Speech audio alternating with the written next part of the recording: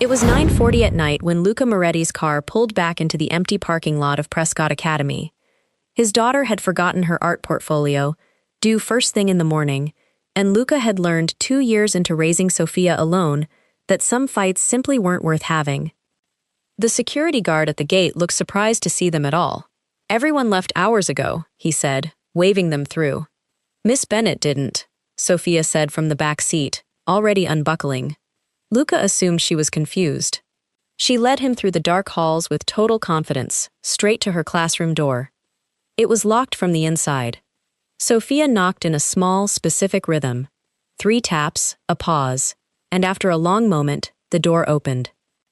Emma Bennett stood in the doorway, still dressed in the clothes she'd taught in that morning, her hair coming loose, her eyes heavy with the particular exhaustion of someone who hadn't slept anywhere comfortable in longer than one night.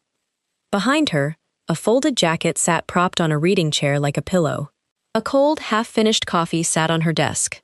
A small travel bag was tucked behind the bookshelf. "Why are you sleeping here?" Luca asked. "I'm not," Emma said quickly. "Yes, she is," Sophia said, already crossing to the window.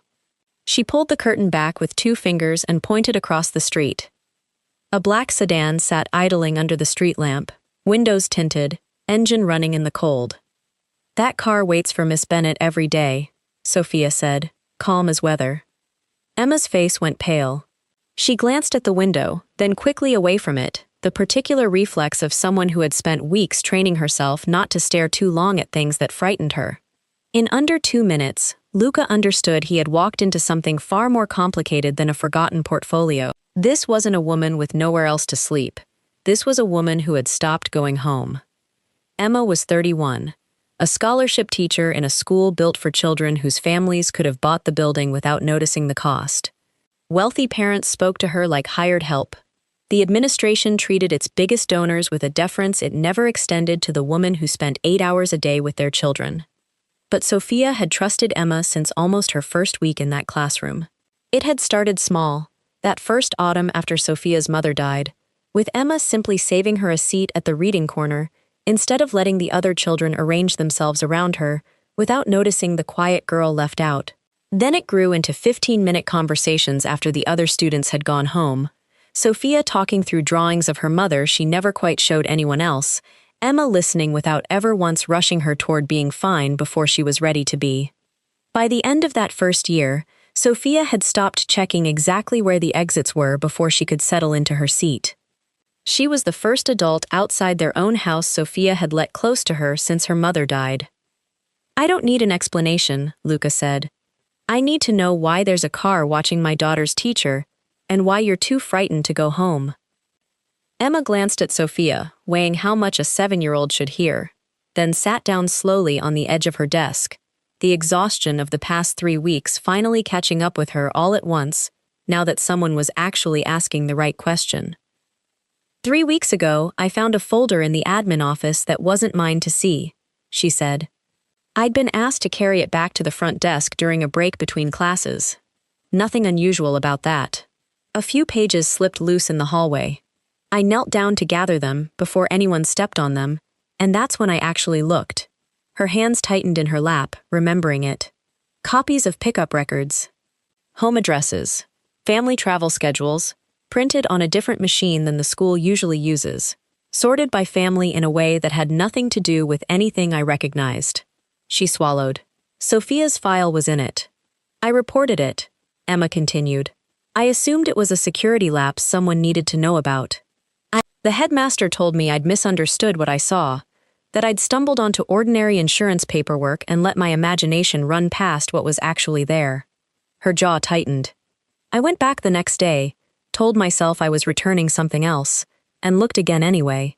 I wasn't imagining it." Within a day, the first parent complaint arrived, then another. Within a week, the school had opened an informal review of her teaching. Within 10 days, the car appeared, following her home each night before vanishing down a side street, its plate changing every time she managed to note it down. "I called the police," Emma said. "There's never enough for them to act on. It never gets close. It just waits." "And you stopped going home," Luca said. I stopped feeling safe going home, Emma said. It amounts to the same thing at midnight, in an empty parking lot. She told him about the night it had gotten close enough to actually frighten her. The first time, 3 nights earlier, when she'd left later than usual and found the sedan already parked directly across from her building, instead of trailing behind her the way it always had. She'd stood frozen on the sidewalk for a full minute, keys clenched so hard in her fist the metal had bitten into her palm, before she'd simply turned around and walked back toward campus instead, 3 miles in the cold, rather than risk her own front door. She hadn't gone home since. Luca studied her for a long moment. I can make this disappear tonight. You'll never see that car again. I don't need you to make someone disappear, Emma said, sharper than she meant to be. Then what do you need? He asked, genuinely thrown by the refusal. I need enough time to prove I'm not imagining this, she said. I need someone to believe what I saw without deciding for me what happens to whoever put it there. It was not the answer Luca was used to hearing from anyone. He offered protection instead, a guard for her walk to her car, somewhere safer to sleep than a locked classroom. Nothing more, for now, though it cost him something to hold back the instinct to simply end the threat the way he ended every other threat in his life. Emma accepted, on the condition that it stayed exactly that, protection, not control.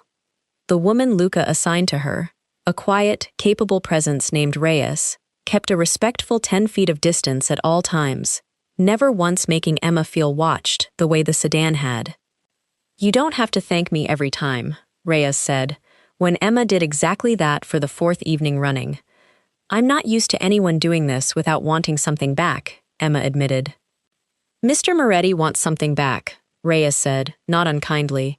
He just hasn't figured out yet how to say it's you he wants, not a favor owed. Emma didn't have an answer for that. She thought about it the whole drive home. 2 nights later, Luca came to her with a single folder and set it on the table between them, without a word of preamble. It had taken his people less than a day to trace the plate through 3 shell registrations, a process Emma didn't ask him to explain, and he didn't offer to. He'd simply told 2 of his men to find out who owned a car that patient, that expensive, that careful about never once breaking a law worth arresting anyone over, and by the following evening, the answer had been sitting on his desk in a single sealed envelope. The car belongs to Hale, he said. Emma stared at him. Victor Hale? Chairman of the board? He's shaken my hand twice in 6 years and never once learned my name. He barely acknowledges I'm in the room at the spring gala. Why would he have someone watching me? He knows your name now, Luca said, and something in his voice had gone flat and quiet, in a way Emma hadn't heard from him before, the particular stillness of a man deciding, in real time, exactly how much restraint a situation still deserved. He didn't raise his voice. He didn't need to. Emma watched him set the folder down with deliberate care, as though handling it roughly might cost him the composure he was clearly working to hold on to, and understood, in that small, controlled gesture, exactly how dangerous the man across from her actually was when he wasn't trying to reassure anyone. It wasn't a rival family. It wasn't anyone from Luca's world at all. Victor Hale had spent years quietly using his position on the board to copy Prescott Academy's most sensitive family files, pickup records, custody schedules, home addresses, security routines, and sell access to anyone with enough money and enough reason to want leverage over the families who ran half this city. It was never only about the money, though the money was substantial. Victor had built something closer to a private intelligence operation, disguised as a school board seat, a way to know which powerful families were vulnerable, which marriages were failing, which children could be reached if reaching them ever became useful to the right buyer. Being the man who quietly held that kind of information made him someone every wealthy parent in that building needed to stay on good terms with, whether they understood why or not. One name kept surfacing in the records Luca's people pulled together. A woman named Patricia Okafor, a Prescott mother who had spent 18 months fighting a bitter custody battle, only to watch her ex-husband's attorney arrive at every single hearing already knowing her exact work schedule, her new apartment's address, even which weeks she'd planned to travel for her sister's wedding. She had assumed, for over a year, that someone close to her was leaking the information. She had fired a nanny over it. She had stopped trusting her own sister for months. The truth, when it finally surfaced, was smaller and colder than betrayal by someone she loved. A stranger on a board of trustees had simply sold her daughter's school file to the highest bidder, and she had never once considered that possibility, because it had never once occurred to her that a school would let something like that happen at all. Sophia's file had been copied along with dozens of others, but the real target now wasn't a file. It was Emma, the only person outside Victor's circle who knew the system existed at all.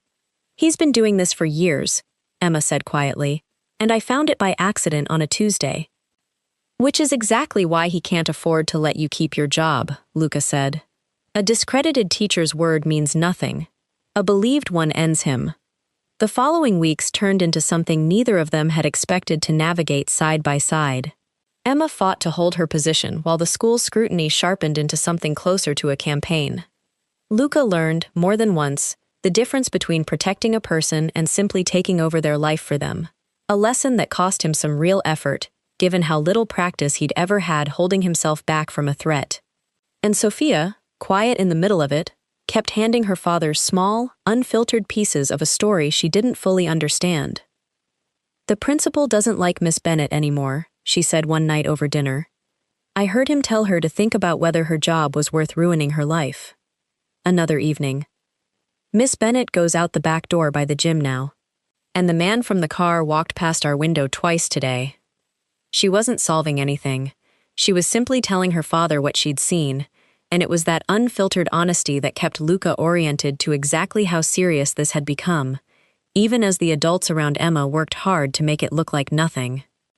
Despite everything, Emma still showed up to teach every morning at 7:15, still knelt beside desks to help small hands form their letters, still stayed 45 minutes past dismissal most days grading spelling tests. She didn't technically need to grade that carefully.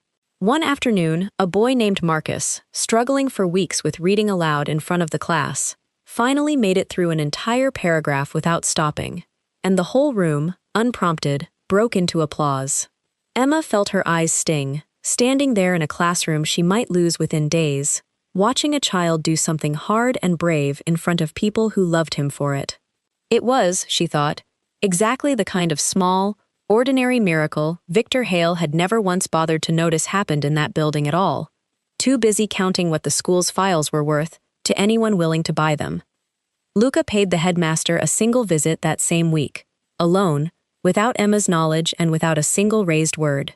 He sat across the desk from a man who had spent a decade running that school with total confidence in his own authority, and simply asked him to walk through, in detail, exactly why he had dismissed a 6-year teacher's formal report without so much as opening the folder she'd described. The headmaster's answers grew thinner with every question, his composure fraying under the particular, patient silence Luca let stretch after each one. "Mr. Moretti, I assure you, Prescott Academy takes every concern seriously." "You told her she misunderstood what she saw," Luca said quietly. "Before you'd asked her a single follow-up question, I'd like to understand why a report involving my daughter's own file received less curiosity than a parking complaint." The headmaster had no answer that survived the question, and Luca left the office without threatening him at all, without needing to. Word of that visit moved through the administration within hours anyway, the way it always did in institutions built on careful hierarchies, and Emma noticed, without fully understanding why, that the formal review of her performance quietly stalled out entirely the very next day. It got worse before it got better. One afternoon, a mother Emma had exchanged pleasant small talk with for 6 years planted herself directly in the classroom doorway as the children lined up for dismissal, her voice pitched to Carrie. "I read the paper this morning," the woman said. "I want to know exactly what kind of woman my daughter has been sitting 3 feet from all year. Mrs. Calloway, I'd be happy to talk to you privately." "I don't want privately," the woman said. "I want you to hear me in front of everyone here. Stay away from my daughter." The hallway had gone quiet enough that every word carried. A cluster of second graders stood frozen midline, watching with the particular, wide-eyed stillness, children reserved for adults, behaving in ways they don't have a name for yet. Emma felt her face burn, felt every eye in that hallway waiting to see whether she'd cry, or fight back, or simply fold, and made herself do neither. "I understand you're frightened by what you read," Emma said quietly. "I would be too. It isn't true. But I can't make you believe that today, and I won't argue about it in front of your daughter." The woman pulled her child from Emma's class that same afternoon. The seat sat empty the next morning. A small, visible wound in the middle of a room Emma had spent 6 years building into somewhere safe. Sophia saw all of it. She said nothing about it for 2 days, and then, tucking into bed one night, she asked her father a question in a small voice that stopped him cold. "Did I get Miss Bennet in trouble because I told you about the car?" Luca sat down on the edge of her bed. "No, baby, you told me the truth. The trouble belongs entirely to whoever is scared of that truth." "But everyone's mad at her now," Sophia said, "and it's because of what I said." It was Emma, arriving the next morning to find Sophia unusually quiet at her desk, who finally got the truth out of her, kneeling beside the small chair the way she always knelt for frightened children. "None of this is your fault," Emma told her. "You saw something true and you said it out loud. That's never the wrong choice, even when grown-ups make it feel complicated." "Promise?" Sophia asked. "Promise," Emma said. Luca, watching from the doorway, said nothing. He didn't need to. He was beginning to understand exactly what kind of woman his daughter had chosen to trust. It was a smaller moment, weeks into the ordeal, that told Emma something about him she hadn't expected. She'd fallen asleep at his kitchen table one night, grading papers she'd refused to abandon even mid-crisis, and woke sometime past midnight with Sophia's small quilted blanket draped carefully over her shoulders. Luca was across the room, pretending to read something on his phone, pretending he hadn't just done it. "You didn't have to do that," Emma said, still half asleep. "I'm learning," he said, not looking up. She didn't say anything else. She didn't need to.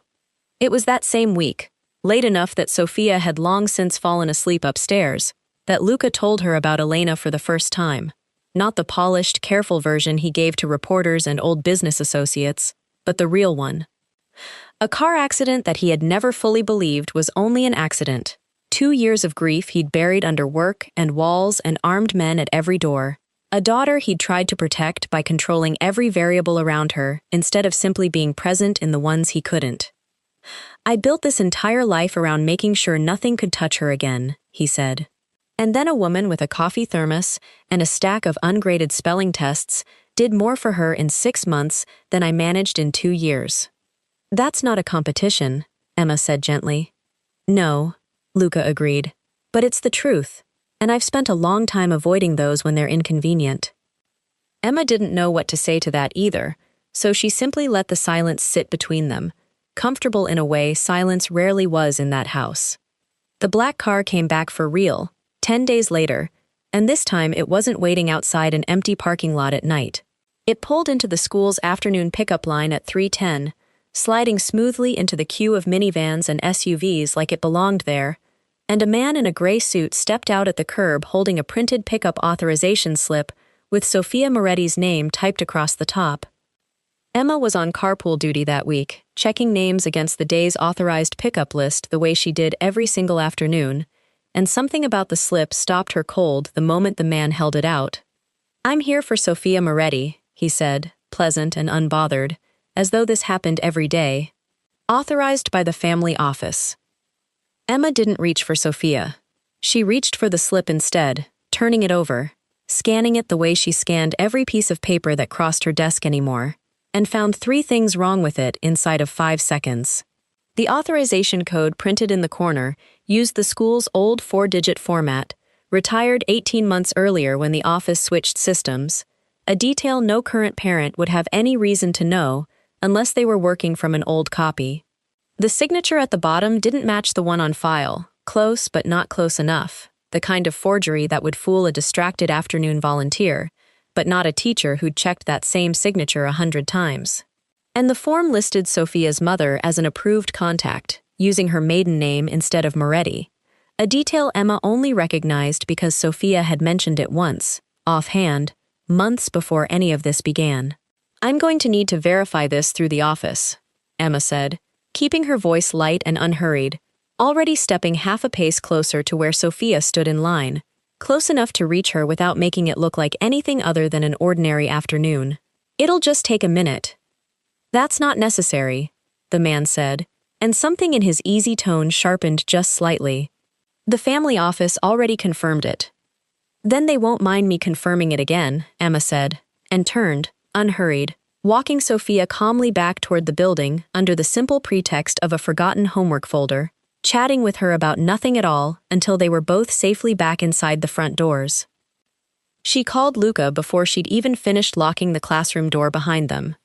"He's still in the pickup line," Luca said, his voice gone flat and controlled, in the particular way Emma had learned meant he was holding something back with real effort. "Keep her inside. I'm 2 minutes away." He arrived in considerably less than 2 minutes. By the time his car pulled up, the gray sedan was already gone, pulled out of line the moment security radios crackled to life near the front entrance.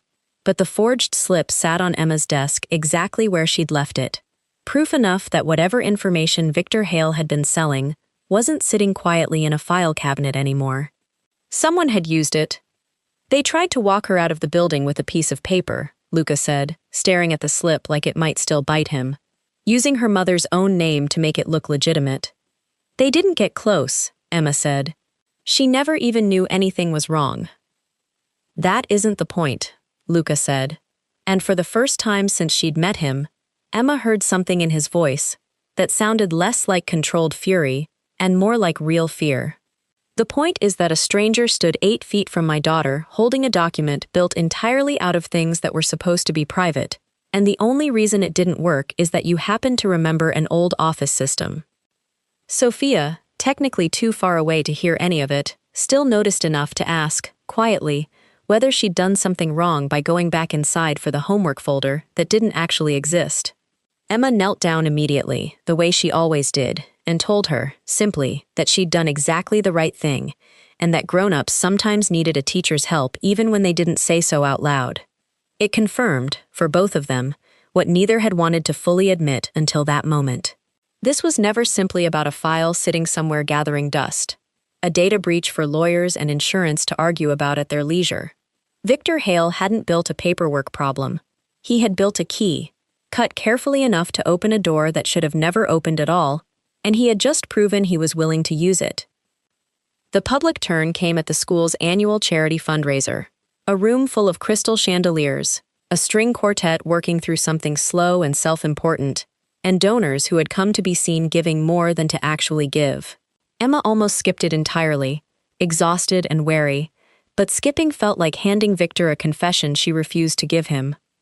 She wore the same modest navy dress she always wore to these things, watched the room glitter around her, and felt, the way she always did at these events, like a guest who had wandered in from the wrong party entirely.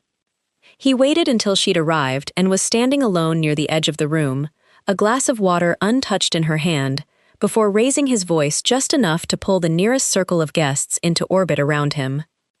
"I think it's worth being honest with everyone here," Victor said, swirling his wine, his voice carrying the easy, practiced confidence of a man who had never once lost a room, about the teacher who's been accessing confidential student files without authorization, obsessively monitoring several of our families, and using a connection to a dangerous man to intimidate this institution into silence.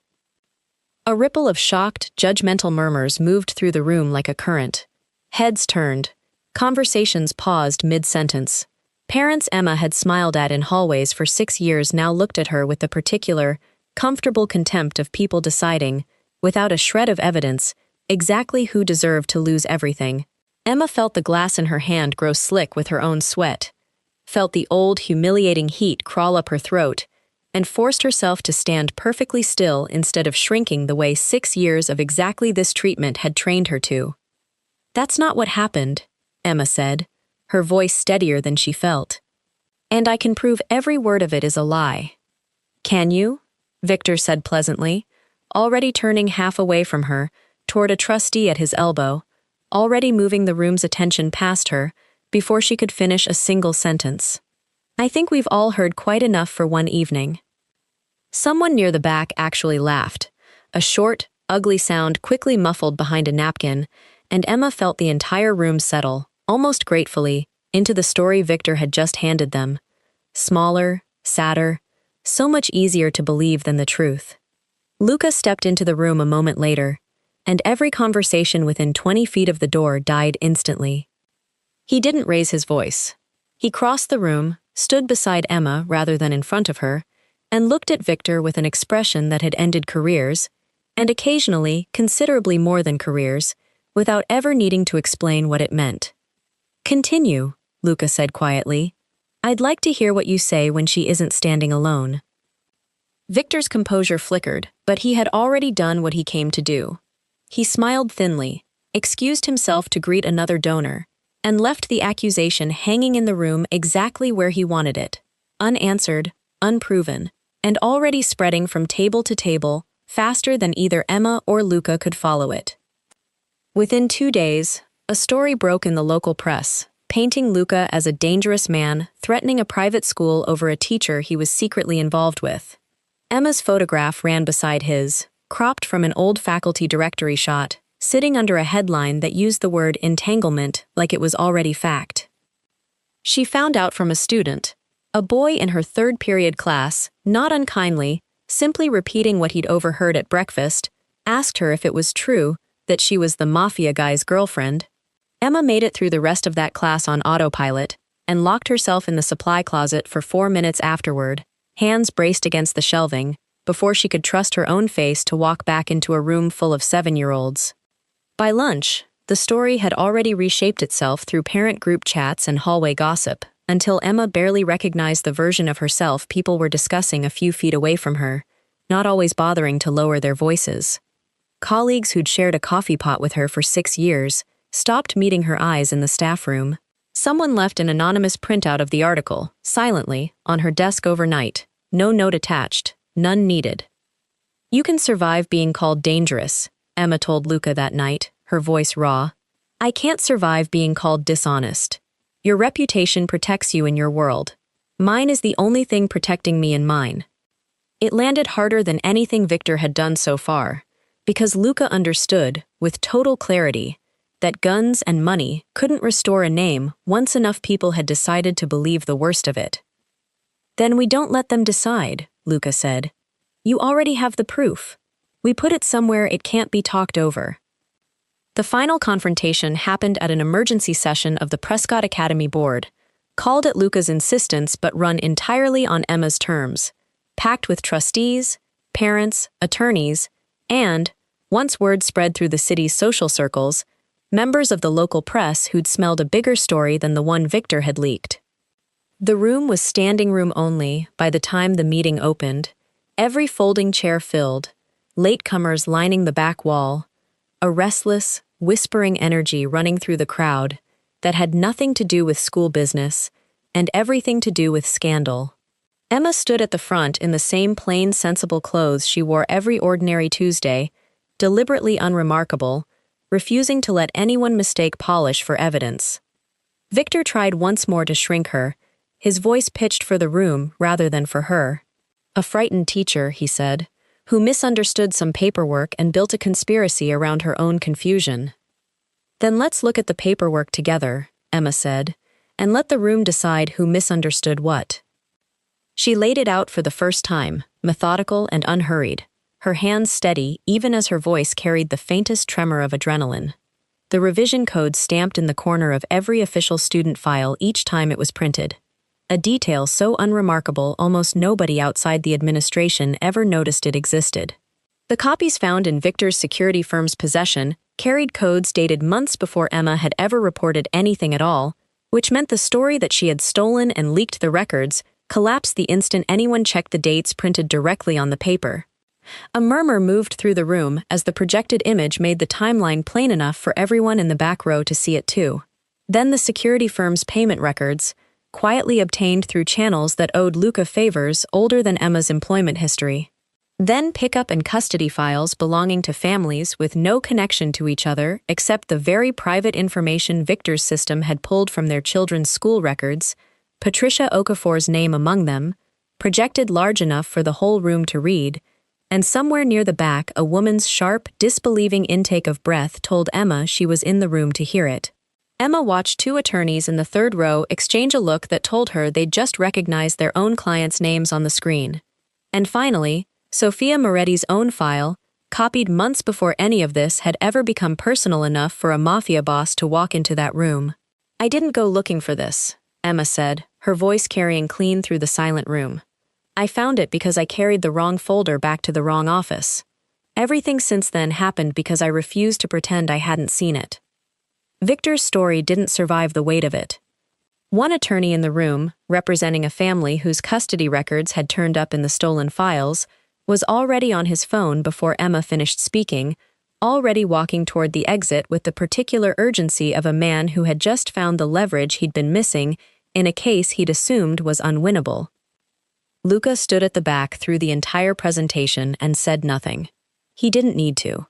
Emma hadn't asked him to fight this for her. He was simply there, making certain she never stood in that room feeling as alone as she had at the fundraiser, without ever once taking the moment away from her. The vote to remove Victor Hale took less than 10 minutes. Several trustees who had spoken warmly of his philanthropy only weeks earlier avoided his eyes entirely as security walked him toward the door, the same donors who had murmured approvingly at the fundraiser now studying the floor rather than the man they'd applauded a month before. He tried, on his way out, one last small cruelty. "You ruined everything," he said, passing close enough that only Emma heard it. "No," Emma said. "I read what you thought no one would notice."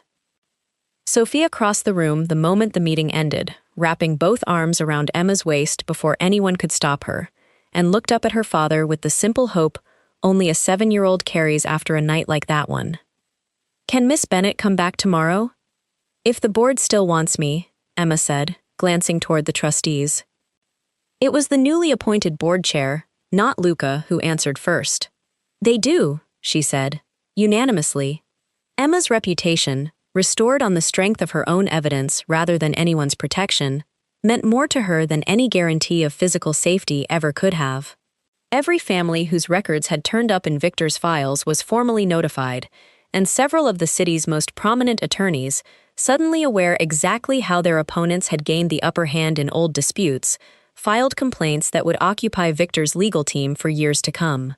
His name came off every donor plaque, every scholarship fund, every building wing across the city that had once carried it proudly, workmen quietly unscrewing brass letters from a wall in the main lobby within the week.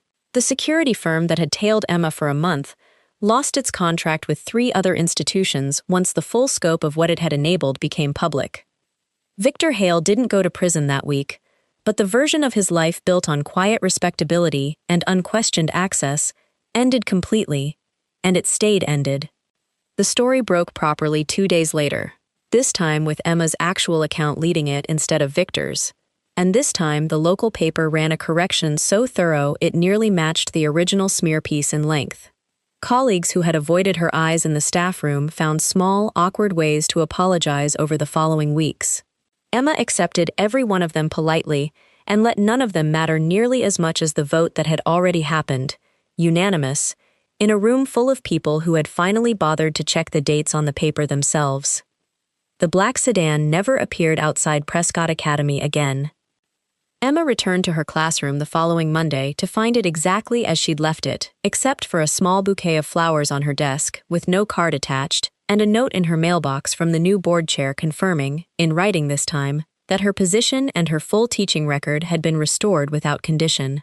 Several of the same parents who had stared at her with open contempt at the fundraiser now went out of their way to greet her warmly in the hallways, an about-face Emma accepted with polite reserve, rather than any particular satisfaction. She hadn't done any of it to win back their good opinion. She had done it because the truth mattered, regardless of who eventually believed it. Marcus's mother stopped her outside the classroom that first morning back, quiet and a little embarrassed, and said simply that her son had asked, every single day Emma was gone, when his teacher was coming home. Emma held on to that sentence longer than she held on to any of the formal apologies that followed.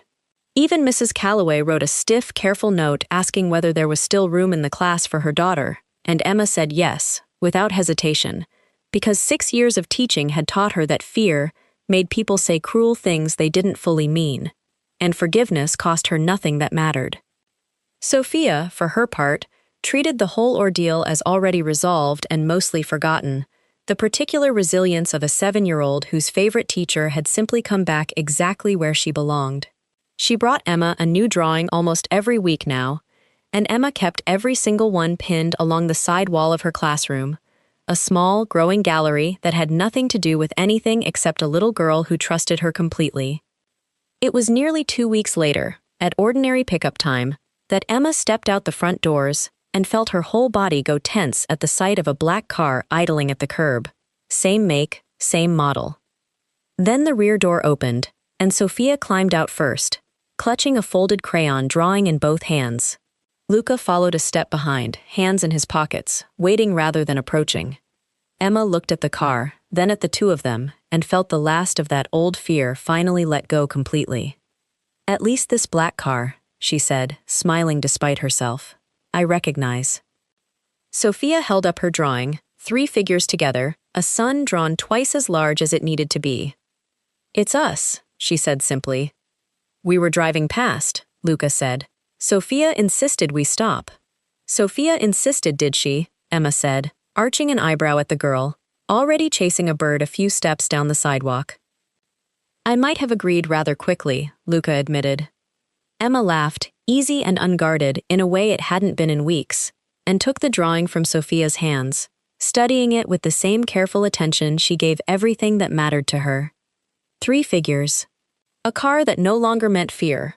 A sun too large for the corner it was drawn in, exactly the way a 7-year-old sees the world once it finally feels safe again. "Thank you for stopping," she said. "We'll stop again tomorrow," Luca said, "if that's all right with you." Sophia, still chasing her bird a few steps down the sidewalk, called back over her shoulder without turning around. "And the day after that. And the day after that one, too." "I think," Emma said, watching the girl go, something warm settling behind her ribs, "we might be renegotiating the terms here." "She does that," Luca said. "Renegotiates. It's how she got the dog she wasn't supposed to have until she was 10. "There's a dog?"